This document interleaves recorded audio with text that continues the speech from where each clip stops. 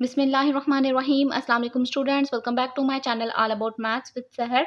आज की video class 9 के लिए है। चैप्टर 2 है real and complex numbers. Exercise 2.4 start करते हैं, जिसमें ना हम क्वेश्चन 1 करने लगे हैं।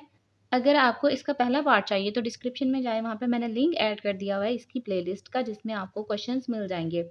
Use the law of exponents to simplify. अब जो एक्सपोनेंट लॉज होते हैं, हमने उनको यूज़ करना है और इनको सिंप्लीफाई करना है, यानी कि सॉल्व करना है।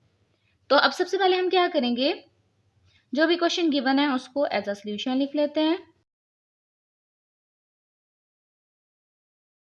अब ब्रैकेट्स लगी हुई हैं तो इसका मतलब ये आपस में मल्टीप्लाई हो रहे हैं ये दोनों वैल्यूज। तो मैं क्या करूंगी, ब्रैकेट को रिमूव करूंगी और इनको जो है वो ओपन करके लिख दूंगी और यहाँ पे मल्टीप्लिकेशन का साइन अप्लाई कर दूंगी।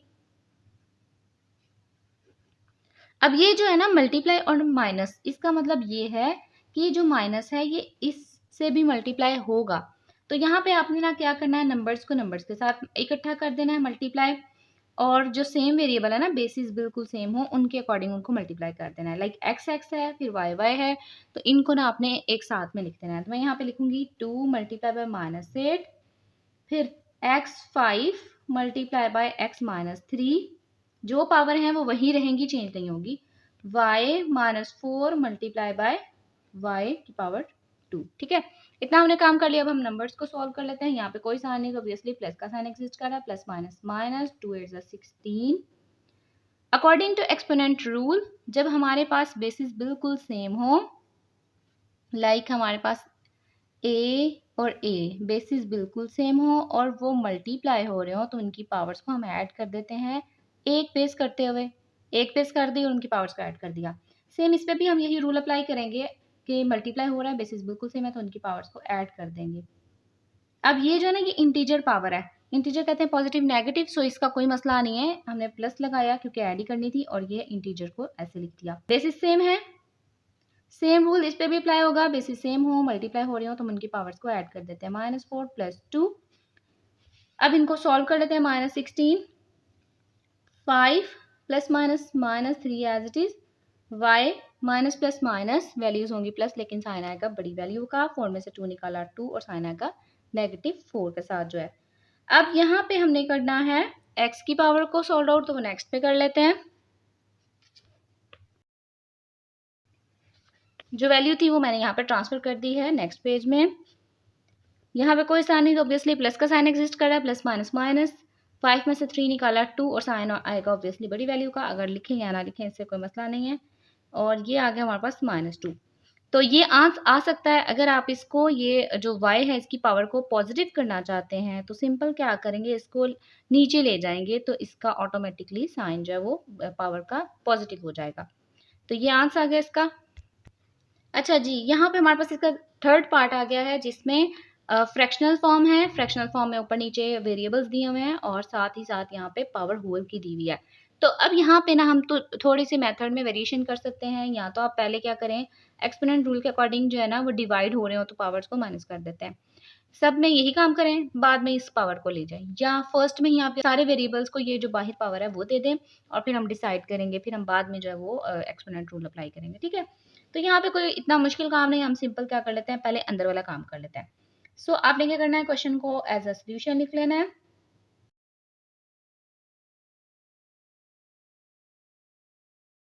यहाँ पे अगर एक्सपोनेंट लॉ हो, अकॉर्डिंग टू एक्सपोनेंट लॉ, जब हमारे पास बेसिस बिल्कुल सेम हो, अगर मैं यहाँ पे ए का लेती हूँ ना, एक एग्जांपल, और वो डिवाइड हो रहे हो, तो हम उनकी पावर्स को ना माइनस कर देते हैं, यानी कि पहली वाली पावर में से दूसरी वाली पावर को माइनस कर देते हैं।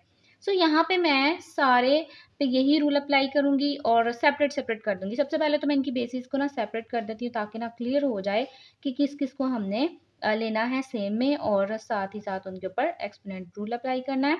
तो मैंने क्या किया, यहाँ पे जितनी भी बेसिस मैच हो रही थी उनको सेपरेट डिवाइड में कर दिया। आप चाहें तो आप यहाँ पे मल्टीप्लाई का साइन भी अप्लाई कर सकते हैं, अगर नहीं भी करते तो फिर भी ठीक है, कोई मसला नहीं है इसमें।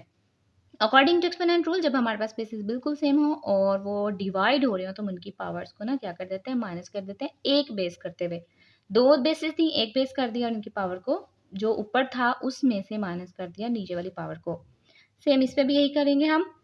-1 पहले से ही है, माइनस करना है ना, ये माइनस हमने लगाया इस डिवाइड का, और ये -3 जो है ना ये पहले से ही इसकी पावर थी, यानी कि एज अ इंटीजर थी। -4 प्लस 0 और -3 एज इट इज आ गया। माइनस माइनस वैल्यूज होंगी प्लस, लेकिन साइन आएगा माइनस का। 2 में 4 ऐड किया 6 और साइन आएगा माइनस का।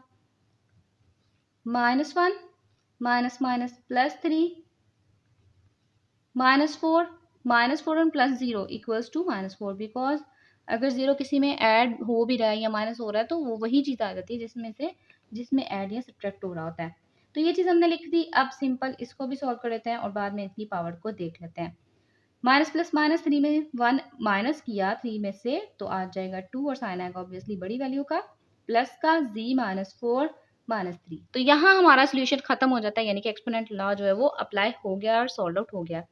अब ये जो -3 है इसको मैं बारी बारी सब वेरिएबल के साथ अंदर पावर में मल्टीप्लाई कर दूंगी, ठीक है, क्योंकि ये भी पावर है ना, तो पावर पावर से ही मल्टीप्लाई होगी।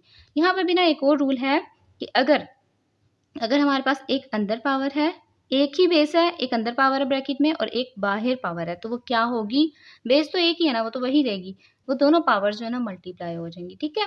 ये कॉन्सेप्ट थोड़ा सा अपने क्लियर करना है। तो अब मैं क्या करूँगी, सेपरेट सेपरेट देने लगी हूँ। x -6 बाहर आ जाएगा -3, y2 बाहर आ जाएगा -3, z -4 बाहर आ जाएगा -3। अब हम इनको मल्टीप्लाई कर लेते हैं, यानी कि इनकी पावर्स को according to this method. -6 multiply by -3, आप चाहें तो आप डायरेक्टली भी मल्टीप्लाई कर लें, मैंने यहाँ पे एक स्टेप इंक्रीज कर दिया है। 2 मल्टीप्लाई बाय -3 -4 मल्टीप्लाई बाय -3। तो अब माइनस माइनस को भी सॉल्व कर लेते हैं। माइनस माइनस मल्टीप्लिकेशन में ना माइनस माइनस एग्जैक्टली प्लस आ जाता है। 6 3 ज़ा 18। अब ये माइनस आ जाएगा क्योंकि 2 के साथ अगर कोई साइन है तो प्लस का साइन एग्जिस्ट कर रहा है ऑब्वियसली। प्लस माइनस माइनस 2 3 ज़ा 6 माइनस माइनस प्लस 4 3 ज़ा 12। तो ये हमारे पास इतनी वैल्यू आ गई है। तो अगर मैं इसको सिंप्लीफाई करके लिखूं x 18 और मल्टीप्लिकेशन को ख़त्म कर दूं, क्योंकि हमें पता है कि अगर कोई दो different variable three different variables आपस में लिखे होते हैं तो वो मल्टीप्लिकेशन ही हो रहे होते हैं विदाउट एनी साइन। इसको मैं नेक्स्ट पे दिखती हूँ और उसके बाद जो है वो इसका नेगेटिव साइन भी पॉजिटिव में चेंज कर देते हैं। जब भी हमने किसी पावर का साइन नेगेटिव से पॉजिटिव करना होता है तो उसे हम ना ट्रांसफर कर देते हैं, लाइक नीचे है तो ऊपर कर देते हैं, ऊपर है तो नीचे कर देते हैं। अब y की जो पावर है वो नेगेटिव है, सो हम क्या करेंगे, इसको नीचे ले जाएंगे, सारी बेस के साथ ही लेके जानी पड़ती है हमें। तो ये हमारे पास आंसर आ गया।